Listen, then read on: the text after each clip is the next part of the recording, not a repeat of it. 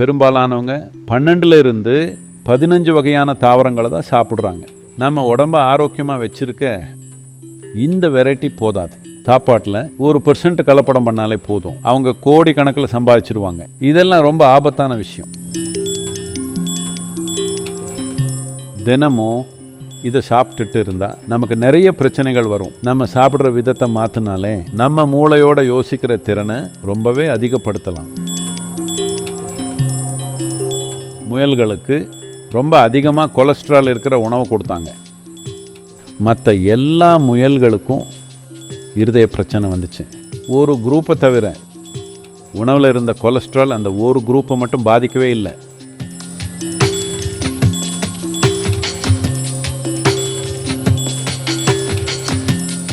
நாமெல்லாம் இப்போது குறிப்பாக வெஸ்டர்ன் கண்ட்ரிஸ் உணவை பதப்படுத்துறதுல ரொம்ப தீவிரமாக போயிட்டாங்க.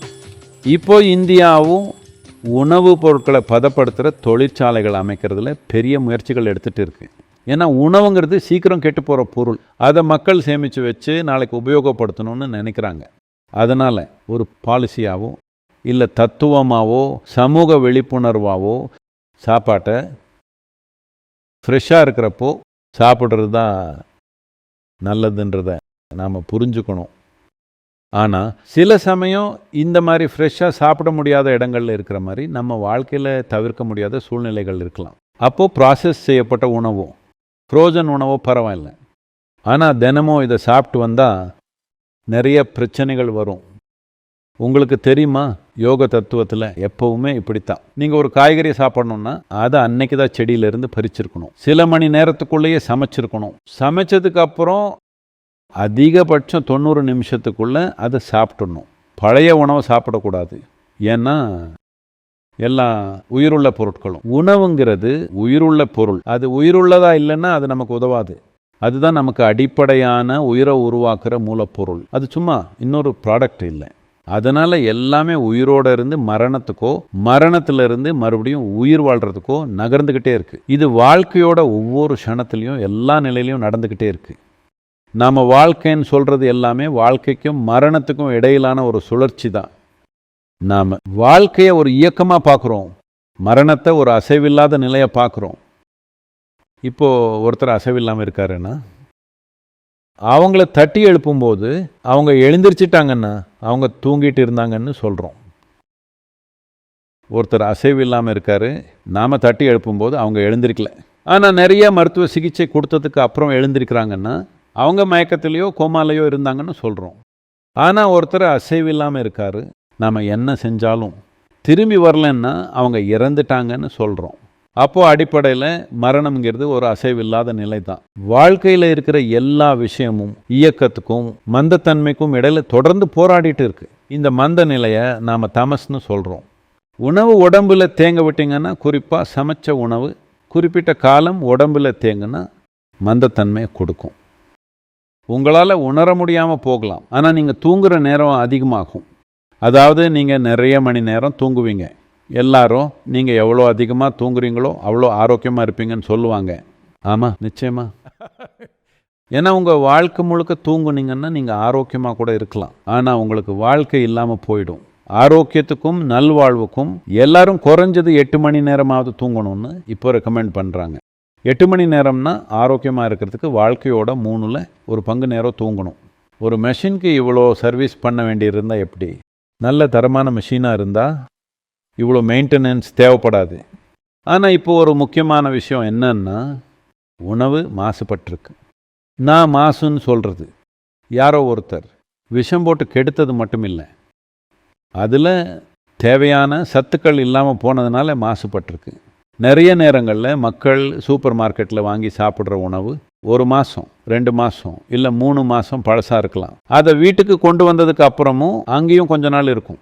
இதை நிரூபிக்க இப்போது நிறைய ஆராய்ச்சி முடிவுகள் இருக்குது.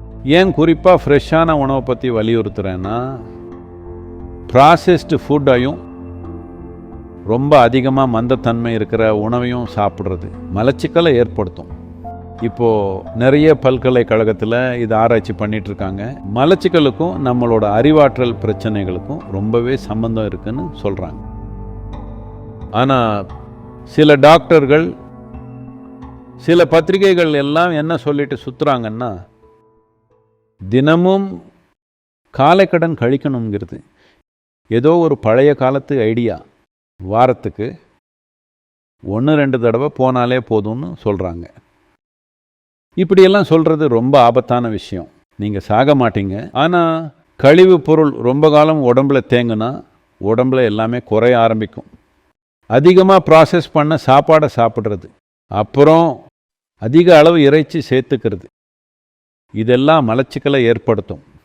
இப்போது உலகம் பலவிதமான மனநல பிரச்சனைகளால் கஷ்டப்பட்டுட்டு இருக்கு.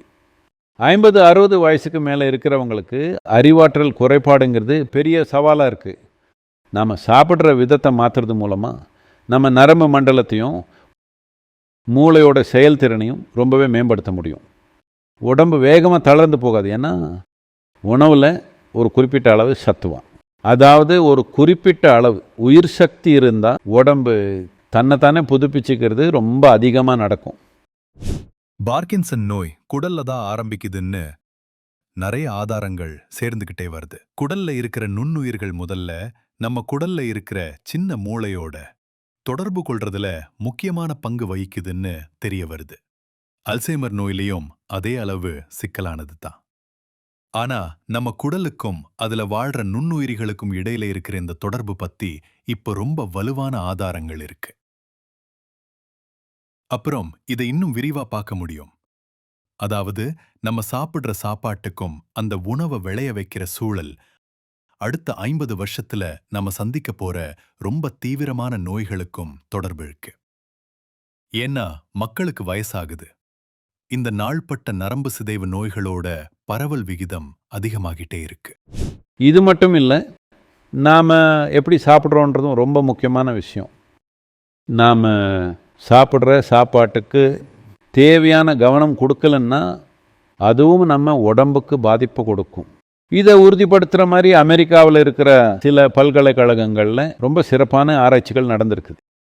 இது கொஞ்சம் முன்னால் 1980களில் நடந்த ஒரு ஆராய்ச்சியில் முயல்களை பல குரூப்பாக பிரித்து எல்லாத்துக்கும் அதிக கொலஸ்ட்ரால் இருக்கிற சாப்பாட்டை கொடுத்தாங்க.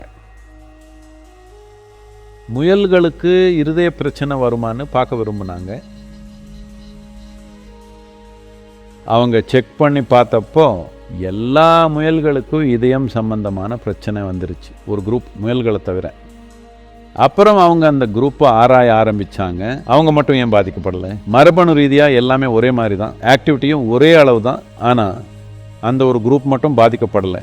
இதுக்கப்புறம் அவங்க கண்டுபிடிச்சாங்க, அந்த குரூப்புக்கு சாப்பாடு போடுற ஒருத்தர் எப்போவும் அந்த முயல்களோட பேசுவார், விசில் அடிப்பார், தடவி கொடுப்பாரு. அதுக்கப்புறம் தான் அந்த கேரட்டையோ வேற எதையோ அவங்களுக்கு சாப்பிட கொடுப்பாரு. அதனால் அந்த முயல்கள் சந்தோஷமாக இருந்தாங்க. சாப்பிடும்போது சந்தோஷமாக இருந்ததால் அந்த சாப்பாட்டில் இருந்த கொலஸ்ட்ரால் அவங்களுக்கு எந்த பாதிப்பையும் கொடுக்கல. அதனால் நம்ம கண்டிப்பாக இதை தெரிஞ்சுக்கணும். நம்ம சாப்பாட்டை எப்படி அணுகிறோங்கிறது ரொம்ப முக்கியம். ஏன்னா நமக்குள்ளேயே இந்த முழு உடம்பையும் கட்டி எழுப்புற ஒரு புத்திசாலித்தனம் இருக்குது. இந்த உடம்பும் மூளையும் உள்ளிருந்து உருவாக்கப்பட்டிருக்கு. நாம் சாப்பிட்ற சாப்பாடு உடலாகவும் மூளையாகவும் மாறுது. அப்படிப்பட்ட ஒரு புத்திசாலித்தனம் இருக்குது. அதோட தொடர்பில் இருக்கிறதுக்கு எல்லாத்தையும் அந்த உணர்வில் இருந்து பார்க்கறது ரொம்ப பெரிய மாற்றத்தை கொடுக்கும். அதனால நாம் எந்த மாதிரி சாப்பாடு சாப்பிட்றோம், எங்கே சாப்பிட்றோம், எப்படி சாப்பிட்றோம், சாப்பிடும்போது எப்படி இருக்கிறோம், இது எல்லாமே சாப்பிட்ற சாப்பாட்டில் தாக்கத்தை ஏற்படுத்துது. எனக்கு தெரியும், இதில் சில அம்சங்களை தான் விதிமுறைகளால் கட்டுப்படுத்த முடியும். மீதியெல்லாம் மனுஷங்களோட விழிப்புணர்வை பொறுத்து தான் இருக்குது. ஆனால் அந்த விதிமுறையும் அதே அளவுக்கு முக்கியமானது. ஏன்னா இன்னைக்கு உணவை ரொம்ப பெரிய ஏஜென்சிகள் தான் கையாளுறாங்க. நான் ஏஜென்சின்னு சொல்கிறப்போ பெரிய பிஸ்னஸ்கள், ரொம்ப பெரிய வணிக நிறுவனங்கள் அவங்க உணவை ஒரே 1% கலப்படம் பண்ணால் கூட அதில் இருந்து அவங்களால பில்லியன் கணக்கில் சம்பாதிக்க முடியும். அப்படிப்பட்ட வாய்ப்பு இருக்கிறப்போ உணவை பல விதத்தில் கலப்படம் பண்ணணுன்ற மனப்போக்கு எப்பவும் இருக்கும். அது எப்படின்னா, ரொம்ப நாள் கெடாமல் பார்த்துக்கிறது, ஸ்டோர் பண்ணி வைக்கிற டெம்பரேச்சரை குறைக்கிறது, இல்லைன்னா எதையாவது கலப்படம் பண்ணுறது, இது எல்லாமே இருக்குது. ஆனால் ரொம்ப முக்கியமானது மூலத்திலேயே கலப்படம் நடக்கிறது தான். அதை நாம் கவனிக்கணும். உற்பத்தி நிலையிலேயே கலப்படம் நடக்குது. உற்பத்தி நிலையில் மட்டுமில்லை, அதுக்கும் அடிப்படையான நிலையில். அதாவது இப்போ மண்ணே மாசுபட்டிருக்கு, அதனால நம்ம உலகத்தில் இப்போ எந்த நிலைமைக்கு வந்துட்டோம்னா, நம்ம உயிருக்கு ஆதாரமாக இருக்கிற விஷயத்தையே பல வழிகளில் கெடுத்துட்டோம், இல்லைன்னா பல வகையில் அழிச்சிட்டோம். அதனால் இப்போ ஒரு கட்டம் வந்திருக்கு, உணவு சம்பந்தப்பட்ட சட்டங்களை போடும்போது கண்டிப்பாக அது எப்படி உற்பத்தி செய்யப்படுது, என்ன முறையில் பண்ணுறாங்க, அதோட ஆதாரம் என்ன, இது எல்லாத்தையும் அந்த கட்டுப்பாட்டு வட்டத்துக்குள்ளே கொண்டு வரணும். இப்போது நாம் சாப்பிட்ற சாப்பாட்டிலிருந்து கிடைக்கிற சத்து ரொம்பவே குறைஞ்சி போச்சு. நாம் ஒரு சந்தை சார்ந்த பொருளாதாரம்ங்கிறதுனால வணிக சக்திகள் தான் நம்மளை ஆளுது. இதனால் நாம் சாப்பிட்டுட்டு இருந்த நிறைய வகையான தாவரினங்கள் இப்போது 12 to 15 வகையாக சுருங்கிடுச்சு. 100 வருஷத்துக்கு முன்னால் நாம் 200 to 230 வகையான தாவரினங்களை சாப்பிட்டுட்டு இருந்தோம். இப்போது நம்மளில் பெரும்பாலானவங்க 12 to 15 வகையான தாவரினங்களை மட்டும்தான் சாப்பிட்றாங்க. நம்ம உடம்ப ஆரோக்கியமாக வச்சிருக்க இந்த வெரைட்டி போதாது. இப்படி ஒரு நிலைமைக்கு வந்துட்டோம். சப்ளிமெண்ட்ஸ் இல்லாமல் வாழ முடியாதுங்கிற முடிவுக்கு எல்லாரும் வந்துட்டாங்க. ஏன்னா உணவு போதுமானதாக இல்லை. ஆமாம், ஒரு வகையில் அது உண்மைதான். துரதிருஷ்டவசமாக உணவு அந்த அளவுக்கு சத்தானதாக இல்லை. இதுக்கு காரணம் மண் வளமாக இல்லை. மண் வளமாக இல்லாதப்போ நாம் புரிஞ்சுக்கணும், மண், சாப்பாடு, உடம்பு, இது 3 ஒரே விஷயத்தோட 3 வடிவங்கள் தான், வேற வேற இல்லை. அதனால் ஒழுங்குபடுத்துகிற விதிமுறைகள் அதோட எல்லையை இன்னும் அதிகப்படுத்தணும். அதோட மனித விழிப்புணர்வையும் அதிகரிக்கணும். இந்த விஷயங்களை பற்றி ரொம்ப விழிப்புணர்வோடு இருக்கணும். அப்போதான் ஒழுங்குபடுத்துகிற விதிமுறைகளை தாண்டி மார்க்கெட்டே விழிப்பாக இருந்தால் தானாகவே உற்பத்தி நிலையில் பல விதத்தில் ஒழுங்குபடுத்தல் நடக்கும். நல்ல முறையில் தயாரிக்கப்படாதது, தரமில்லாதது எதுவாக இருந்தாலும் மார்க்கெட் நிராகரிக்கிறதும் முக்கியம். அதனால் ஒழுங்குபடுத்துறது, சும்மா ரூல்ஸ் போடுறதோட மட்டும் நின்றுடக்கூடாது. இது பெரிய அளவில் மக்களுக்கு புரிதலை கொடுக்குற திசையில் நகரணும். அப்போ தான் விற்கிற சைட்லேயும் வாங்குகிற சைட்லேயும் ஒழுங்குபடுத்துதல் நடக்கும்.